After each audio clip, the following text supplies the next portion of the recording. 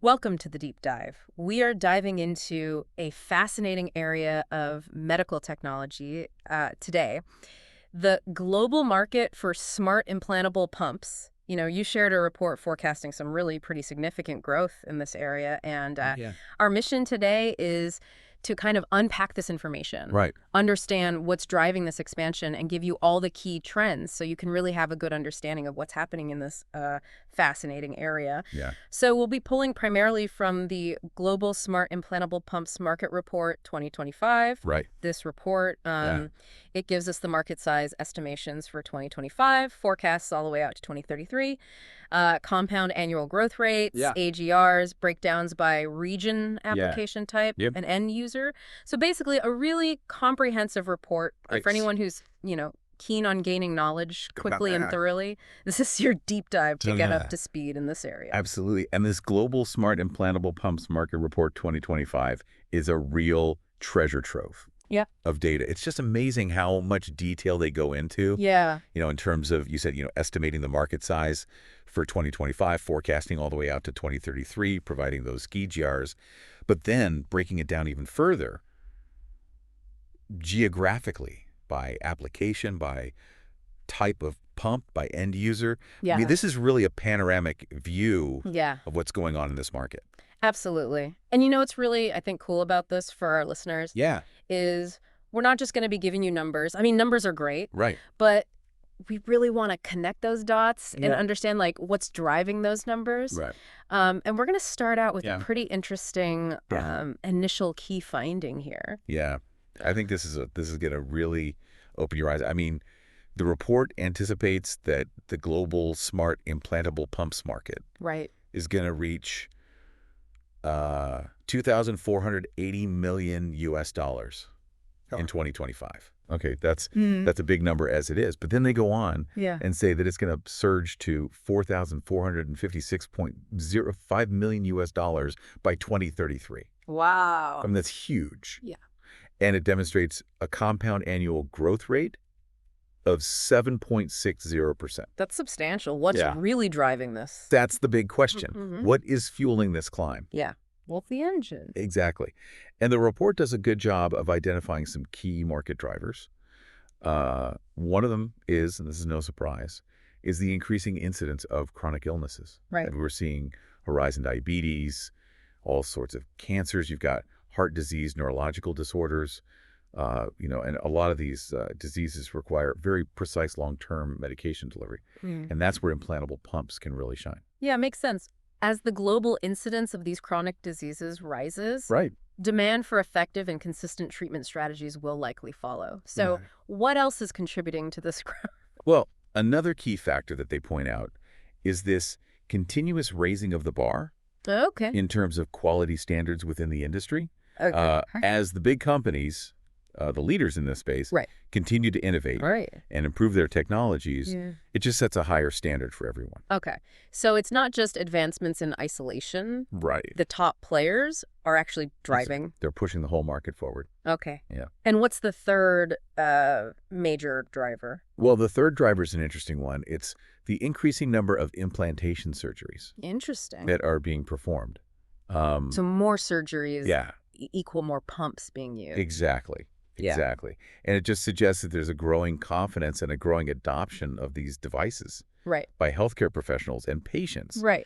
So it could be that advancements in surgical techniques Right. are making these surgeries less risky. Right. Or it could be that, we're just seeing, more benefits from these pumps.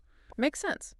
Now, let's take a step back and look Interesting. at this globally. Okay. How does this market break down Right. geographically? Well, the report tells us that North America currently holds the lion's share of this market. Wow. Over 40% of the global revenue. That's huge. Yeah.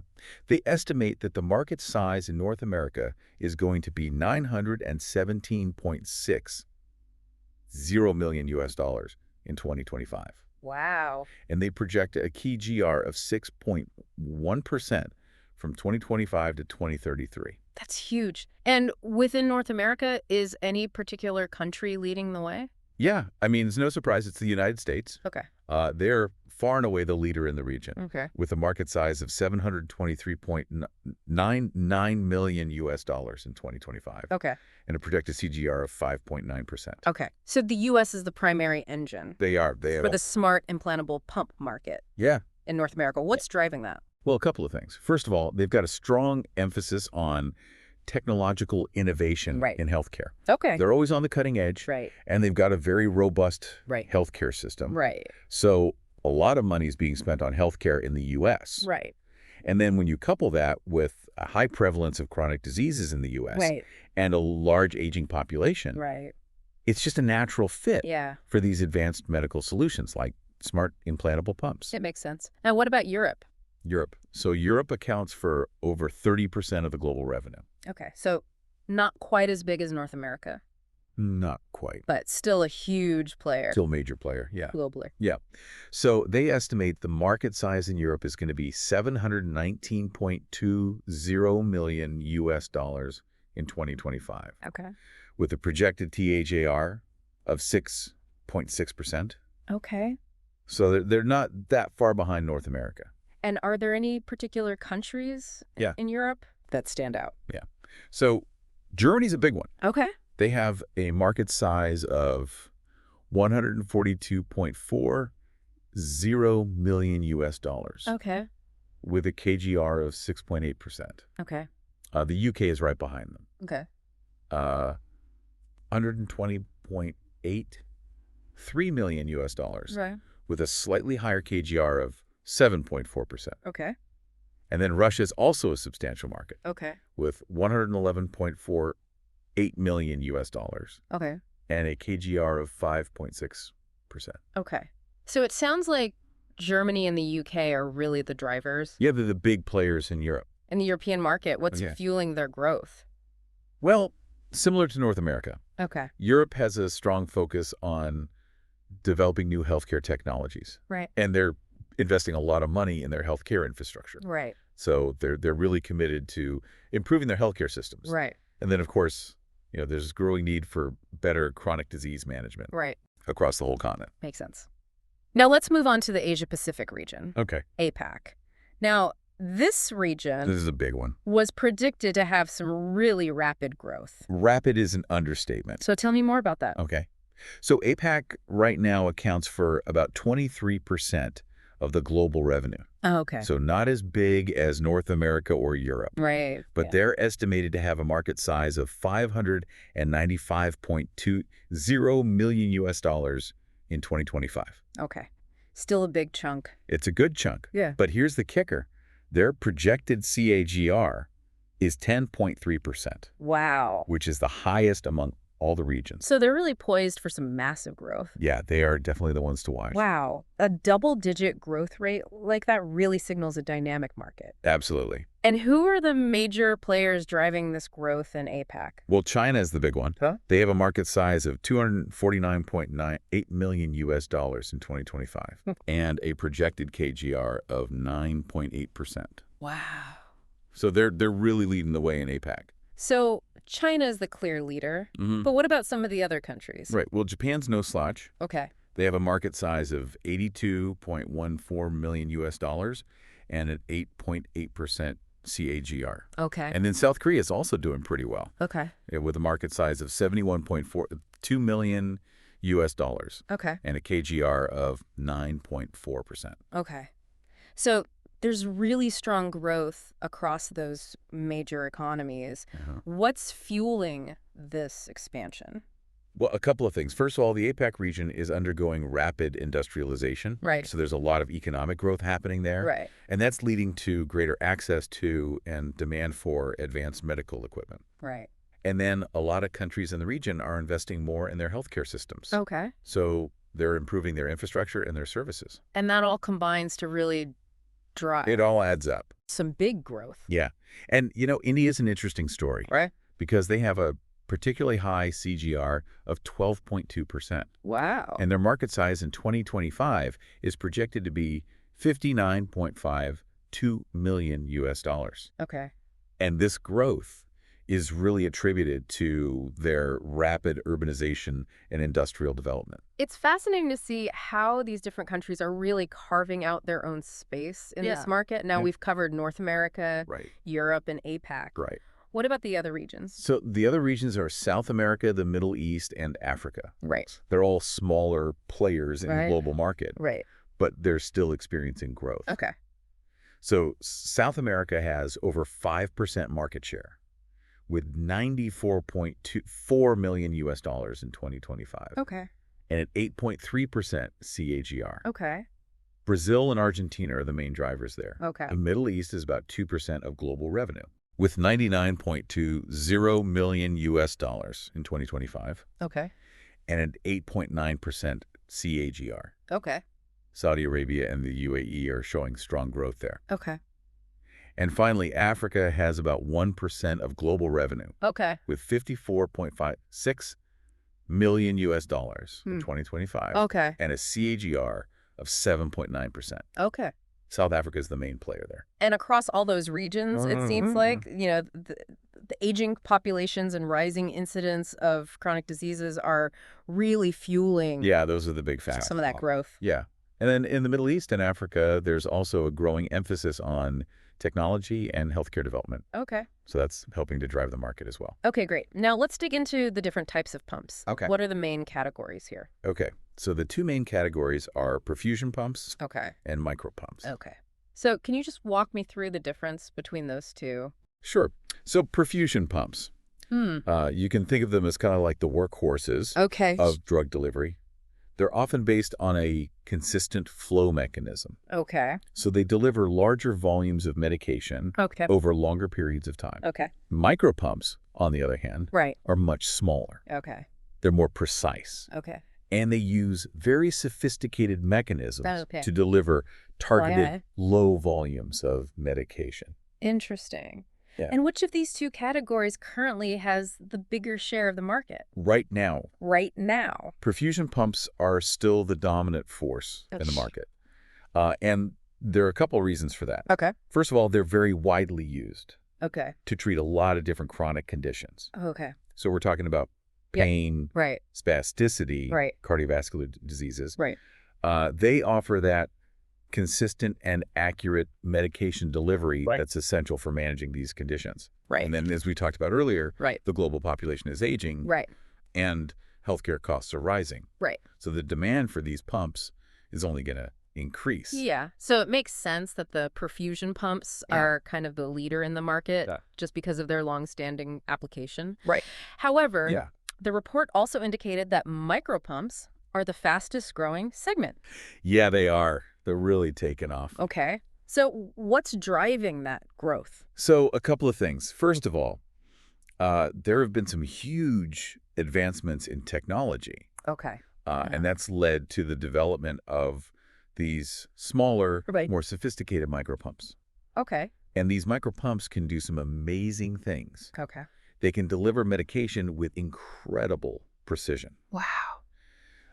and that allows for targeted drug delivery. Okay. So we can get the medication exactly where it needs to go in Yeah. the body, Okay. and that can help to reduce side effects Okay. and improve patient outcomes. And I'm assuming that this also ties into Yeah. the growing demand for less invasive procedures. Absolutely. Yeah. Absolutely. People want less invasive treatments, Right. and they want more personalized medicine. Right. And micropumps are perfect for that Yeah. because they can deliver drugs Right. exactly when and where they're needed. Right.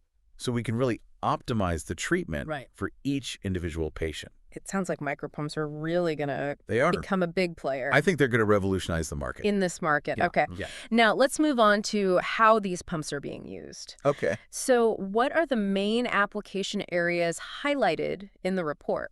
The two main areas that they focus on Okay. are pain and spasticity Okay. and cardiovascular. Okay. So two very different areas. And in terms of application, Yeah. which segment currently represents the largest portion of the market? The pain and spasticity segment is the largest one right now. Okay. And why is that? So a couple of things. First of all, Okay. there's an increasing prevalence of neurological disorders. Right. So things like multiple sclerosis, Right. cerebral palsy, Right. neuropathy, Okay. cancer pain, Right. general chronic pain. Right. All these things are on the rise. Right. And then you add in the aging population, Right. which tends to be more susceptible to these conditions, Right. then Yeah. you've got a recipe for a large market.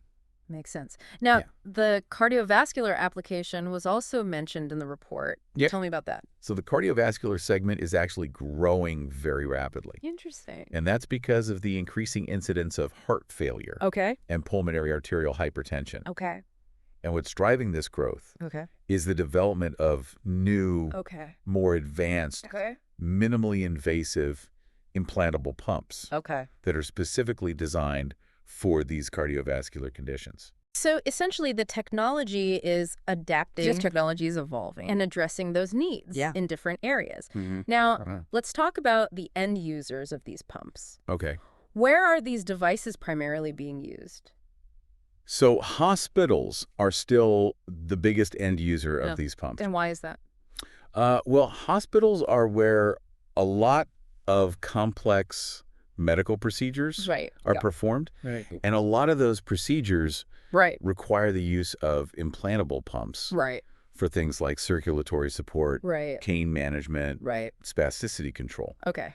And hospitals are really the only places Right. that have the infrastructure and Yeah. the specialized facilities Yeah. and the trained personnel Right. to handle these devices. Makes sense. So we're seeing most of them being used in hospitals. Yeah.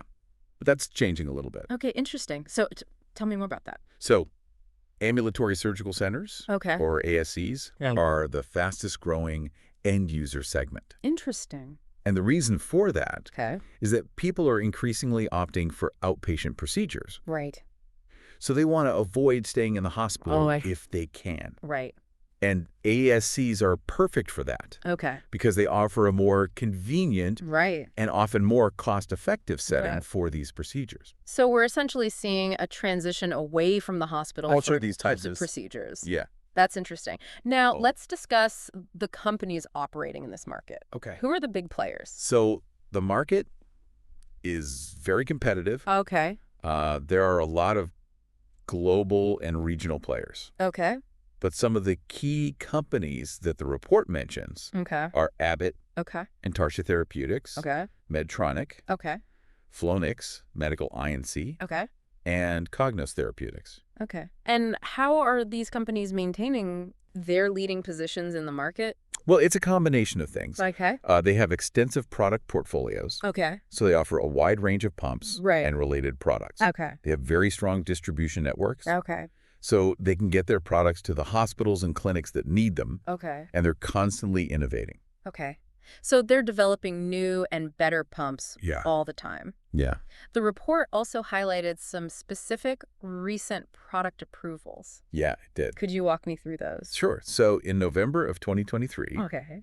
the FDA approved Medtronic's new Synchromedi MyPTM Okay. personal therapy manager for the treatment of chronic pain. Wow. This is an implanted pump system Okay. that gives patients more control Okay. over their pain management. Interesting. And then in January of 2022, Okay. the FDA approved Intarcia Therapeutics ITCA 650 Okay. for the treatment of type 2 diabetes. Now, this is an interesting one Okay. because it uses an osmotic micropump. Osmotic. Yeah, so it uses osmotic pressure Okay. to deliver the medication All right. at a consistent rate Okay. over a long period of time. Okay. So it's a really unique approach Yeah. to continuous therapy. That's really cool. So those are concrete examples But they are. of the innovation that's Yeah. happening in the field. Uh-huh. Now, while this market is experiencing significant growth, Right. the report did mention some potential challenges. Yeah. So can you tell me about those? Yeah, so there are a couple of things that could potentially hold back Okay. the growth of this market. Okay. One of them is the cost. Okay. Smart implantable pumps can be quite expensive, Okay. especially compared to some other treatment options. Okay. And so there's a concern that they might not be cost effective for everyone. Makes sense. And then the other challenge is Okay. that there's not a lot of evidence Okay. to show that these pumps save Yeah. money in the long run. Okay. So we don't know for sure Yeah, we need more data. if the Go benefits ahead. outweigh the costs Exactly. over the long haul. Okay. Okay. So those are some important things to consider Yeah. as this market continues to grow. Mm-hmm. Now, to wrap things up, Okay. What are some of the key market trends that are Definitely. worth noting? Well, one of the big trends is the continuing rise in the incidence of neurological illnesses and chronic pain Oh, syndromes. right. So, unfortunately, Ah, these conditions are becoming more common, right. and that's going to drive the demand for effective treatments, Okay. like implantable pumps. Makes sense. And then the other trend is this growing demand for cutting-edge medical solutions. Okay. So people are always looking for the newest, Mm. the most advanced, the most effective therapies, Right. and implantable pumps are definitely part of that trend. Okay. So, to recap everything for our listeners today, Yeah. we've learned that the global smart implantable pumps market is poised for some huge growth. Huge growth. And that growth is being driven by a number of factors, Yeah. including the rising incidence of chronic diseases, Right. technological advancements, Right. and an aging global population. Right. We also saw how different regions are contributing to this expansion, Yeah. with APAC showing particularly strong future growth. Definitely. And we talked about how micropumps are becoming more Yeah. popular and how ambulatory surgical centers are playing a bigger role in the market. Yeah, they are. So it's a very dynamic field. It is. And it's definitely one to keep an eye on. And, Yeah. if you think about the big picture, Yeah. this deep dive really highlights the increasing reliance on sophisticated medical devices Wow. for the long-term management of chronic conditions. Right. And it makes you wonder how advancements in things like remote patient monitoring Mm. and personalized medicine Right. are going to shape this market in the years to come. It's going to be interesting to see. It is. What new applications are we going to see? Right. What new technologies are going to be developed? What breakthroughs are we Yeah. going to have? It's Yeah. really an exciting time. Yeah. And, the report that we've talked about today Yeah. is quite extensive. It is over 250 pages. It really is. Yeah. And it covers everything from company profiles to regional analysis to detailed market segmentation. Right. So if anything that we talked about today piqued your interest, Yeah. I would encourage you to dig a little deeper. Yeah. Maybe look at some other market reports, read some research articles. Yeah. And really get a better understanding of this fascinating field. Yeah. This is a really important area of medical technology. It is. And it's going to have a big impact on people's lives. Absolutely. Yeah. Well, thanks for joining us for this deep dive. My pleasure. We'll see you next time. Yeah. Yeah. See you later.